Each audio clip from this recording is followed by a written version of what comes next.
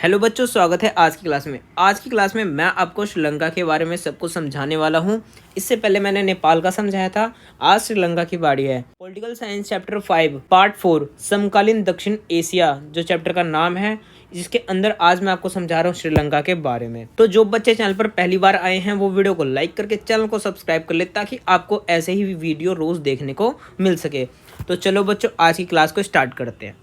तो जैसा आप देख रहे हैं, आज मैं बताऊंगा ओनली श्रीलंका के बारे में। देखो, मैं छोटी छोटी वीडियो ला रहा हूँ ताकि आपको हर एक चीज आराम से समझ आ जाए और इजी समझ आए। अब मैं चाहूँ तो बहुत बड़ी बड़ी वीडियो भी ला सकता हूँ, बट मैं नहीं ला रहा हूँ। मैं 5 से 10 मिनट की वीडियो ला रहा हूँ ताकि आपको इजीली समझ आ जाए। श्रीलंका 1948 में आज़ाद हुआ है। जो श्रीलंका है, श्रीलंका यानी अपना ये है भारत, और आपको पता है नीचे में है श्रीलंका। तो ये वाला जो पार्ट है ना, ये है श्रीलंका, ठीक है। तो श्रीलंका जो है वो 1948 में आज़ाद हुआ, यानी स्वतंत्र हुआ, और आज़ादी के बाद से ही यहाँ पर लोकतंत्र कायम है। समझ आया बच्चों कि 1948 में श्रीलंका आज़ाद होता है और आज़ादी के साथ ही वहाँ पर लोकतंत्र कायम होता है, जैसे कि हमारे भारत में होता है, ठीक है। हमारा भारत 1947 में हुआ है और जो श्रीलंका है वो 1948 में हुआ है, ठीक है। श्रीलंका की मुख्य समस्या यहाँ का जातीय विवाद है। यहाँ का जो मेन मुद्दा है ना, मेन समस्या, मेन प्रॉब्लम, वो क्या है बच्चों? जातीय विवाद है। कि यहाँ का मेन प्रॉब्लम है जातीय विवाद। यह मुख्य रूप से 2 जातियाँ रहती है। अब यहाँ पे श्रीलंका में मुख्य रूप से 2 जाति ही रहती है। मुख्य मेन जाति होते हैं ना, वो 2 ही जाति होती है। 2 ही जाति यहाँ पर रहती है। तो पहली जाति है तमिल और दूसरी जाति है सिंघनी। अब तमिल कौन है? भारत से जाकर जो श्रीलंका में बस गए वो कौन कहलाए? तमिल कहलाए। यानी तमिल आपको पता है साउथ में है, वहां से कुछ लोग गए और श्रीलंका में जाके बस गए, तो ये तो तमिल लोग जो भारत से जाकर श्रीलंका में बसे।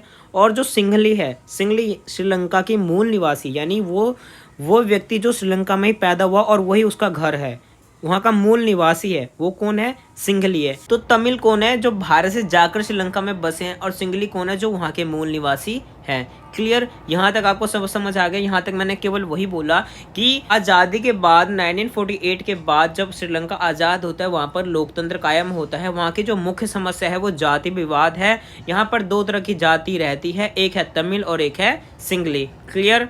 कोई भी डाउट हो बच्चों, वीडियो को पीछे करके दोबारा आप देख लेना, ताकि सब कुछ आपको इजी समझ आ जाए। अब हम जानेंगे संघर्ष के कारण, कि ये क्या कारण है जिस वजह से इन जातियों के बीच में संघर्ष चल रहा है, ठीक है। अब जाति के संघर्ष के कारण जान लेते हैं। श्रीलंका के मूल निवासी यानी कि सिंघली जो वहीं पर रहते हैं, ठीक है। तो श्रीलंका के मूल निवासी यानी सिंघली यह मानते हैं कि श्रीलंका पर उनका अधिकार है। भाई कॉमन सेंस वाली बात होगी। अगर आपका कोई घर है तो आपके घर में आपका अधिकार होगा ना, ये थोड़ी कि पड़ोसी का अधिकार बन जाएगा। तो सेम यहाँ पर जो वहाँ के जो मूल निवासी है सिंघली, वो लोग कह रहे हैं कि श्रीलंका पर केवल उनका ही अधिकार है, और तमिल को किसी भी तरह की रियासत से नहीं दी जानी चाहिए। यानी तमिल को ना किसी प्रकार की भी रियासत यानी कोई क्षेत्र नहीं दिया जाना चाहिए, जबकि तमिल भी वहां पर रह रही है, ठीक है। समझ आया आपको? दोबारा बताता हूँ। श्रीलंका के मूल निवासी यानी कि सिंघली जो है वो कहते हैं कि श्रीलंका पर केवल उनका अधिकार है, और तमिल को किसी भी तरह की रियासत नहीं दी जानी चाहिए। रियासत यानी कि जगह, स्पेस नहीं देना चाहिए। इस सोच की वजह से तमिलों को श्रीलंका की राजनीति में बराबरी हिस्सा नहीं मिला, जिस वजह से उन्हें कई मुश्किलों का सामना करना पड़ा। कि इस सोच की वजह से, यानी ये जो सिंघली लोगों की जो सोच है, इसके वजह से तमिलों को श्रीलंका की राजनीति में बराबर हिस्सा नहीं मिला, यानी उनको राजनीति के अंदर बिल्कुल भी हिस्सा नहीं मिला, जिस वजह से उन्हें कई मुश्किलों का सामना करना पड़ा। अब अगर तमिल समाज में किसी तरह का कोई प्रॉब्लम होगा, तो जब तक उसके अंदर का कोई व्यक्ति नहीं राजनीति में घुसेगा, तब तक वो उनकी बातों को आगे नहीं पहुंचा पाएगा। तो बहुत सारी समस्याओं का सामना करना पड़ा इस वजह से, इस सोच की वजह से। समझ आया आपको यहाँ पर क्या हो रहा है? बच्चों, जिसको किसी भी प्रकार की डाउट हो वो वीडियो को पीछे करके आराम से देख लेना, सब कुछ समझ आ जाएगा। इन सब समस्याओं और भेदभाव की वजह से तमिलों ने लाइट नाम का एक अपना संगठन बनाया, ठीक है बच्चों। यानी इन जब तमिलों ने देखा कि उनकी जो प्रॉब्लम है उनका कोई समाधान नहीं निकल रहा है, तो उन सब ने मिलकर लाइट यानी liberation tiger of Tamil Ilam नाम से एक अपना संगठन बनाया, और मांगे पूरे करवाने के लिए आक्रामक तरीके को अपनाया। यानी आक्रामक यानी गुंडागर्दी पर वो लोग उतर आए। यानी देखो, जब उंगली सीधी घी से नहीं निकले तो उंगली को क्या करना पड़ता है बच्चों? टेढ़ा करना पड़ता है। तो यहाँ पर इन लोगों ने यही काम करा कि जब तमिल लोगों की बातों को नहीं सुना गया, तो इन लोगों ने अपना एक संगठन बनाया। क्या बनाया? एक संगठन बनाया जिसका नाम रखा गया लाइट, और अपनी मांग को पूरा करवाने के लिए आक्रामक तरीके को अपनाया। ठीक है, संघर्ष का कारण मैंने बताया आपको, यहाँ पर दोबारा बता देता हूँ, छोटा सा है, ज्यादा आप कंफ्यूज मत हो, इजी सा है, जल्दी जल्दी हो जाएगा। ठीक है, बस आप ध्यान से मेरी बातों को सुनो और आराम से समझो। श्रीलंका के जो मूल निवासी यानी कि जो सिंगली है वो मानते हैं कि श्रीलंका पर केवल उनका अधिकार है। ठीक है, तमिल को किसी भी तरह की रियासत नहीं दी जानी चाहिए। कौन कह रहा है? ये सिंगली लोग कह रहे हैं। इस सोच की वजह से तमिलों को श्रीलंका की राजनीति में बराबर हिस्सा नहीं मिला, और इस सोच की वजह से जो तमिल लोग थे उनको राजनीति में बराबर का हिस्सा नहीं मिला, जिस वजह से उन्हें कई मुश्किलों का सामना करना पड़ा। किनको? तमिल लोगों को। ठीक है, उसके बाद मैंने बोला कि जब इन समस्याओं का इनको मतलब बहुत सारी समस्याओं का जब इनको सामना करना पड़ा था, तो इन समस्याओं और भेदभाव की वजह से परेशान होकर इन लोगों ने अपना एक संगठन बनाया जिसका नाम रखा गया लाइट। क्या रखा गया बच्चों? लाइट रखा गया। ठीक है, और अपनी मांग को पूरा करवाने के लिए इन्होंने आक्रामक तरीकों को अपनाया। क्लियर? यहाँ तक समझ आया आपको सब कुछ? अब हम जानेंगे तमिलों की मांग, यानी जो तमिल लोग हैं उनकी मांग आखिर है क्या। ठीक है, यहाँ हमने ये तो जान लिया कि जो तमिल लोग हैं उनके साथ जब भेदभाव हो रहा है, उनकी समस्याओं का समाधान नहीं निकल रहा है, तब इन लोगों ने क्या करा? एक संगठन का निर्माण कर लिया जिसका नाम रखा गया लाइट। ठीक है बच्चों, अब हम जानेंगे तमिलों की मांग। क्या जानेंगे? तमिलों की मांग, की तमिलों का आखिर मांग है क्या। तो लाइट ने कहा कि श्रीलंका में एक क्षेत्र को अलग देश बनाया जाए। अब जो लाइट है, लाइट यानी तमिलों की जो संगठन है, उन्होंने कहा श्रीलंका के एक क्षेत्र को अलग देश बनाया जाए।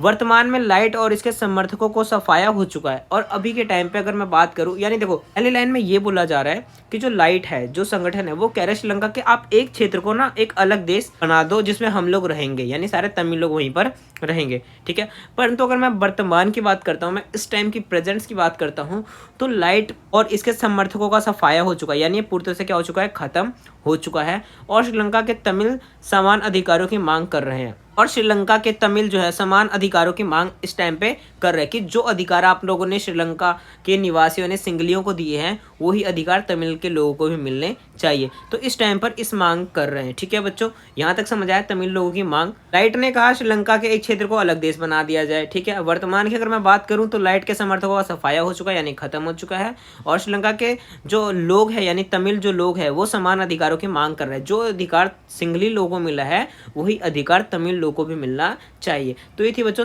तमिलों की मांगे। ठीक है, अब भारत का हस्तक्षेप जानेंगे। क्या जानेंगे? भारत का हस्तक्षेप। भारत के तमिलों ने भारत सरकार पर दबाव बनाया और श्रीलंका में तमिलों की स्थिति सुधारने के लिए श्रीलंका सरकार से बात करने की अपील की।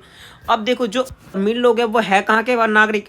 रियल में तो भारत के ही नागरिक है, तो अगर कोई चीज़ में दिक्कत होगी तो किससे हेल्प मांगेंगे? वो भारत से ही मांगेंगे। ठीक है, तो भारत के जो तमिल है उन्होंने भारत सरकार पर दबाव बनाया, यानी क्या प्रेशर बनाया कि आप श्रीलंका के तमिल को स्थिति की सुधारने के लिए श्रीलंका से आप क्या करो? बात करो। ठीक है, इसके आप अपील लगाए। देखो दोबारा समझाता हूँ, जो तमिल लोग हैं उन्होंने भारत सरकार पर क्या बना दिया बच्चों? दबाव बना दिया। दबाव बनाया, क्या दबाव बनाया? कि जो हम लोग के साथ जो बुरा व्यवहार हो रहा है ना, हमारी जो स्थिति खराब है, आप इस स्थिति को सुधारने के लिए श्रीलंका सरकार से बात करो। इसकी क्या लगाई इन लोगों ने? अपील लगाई।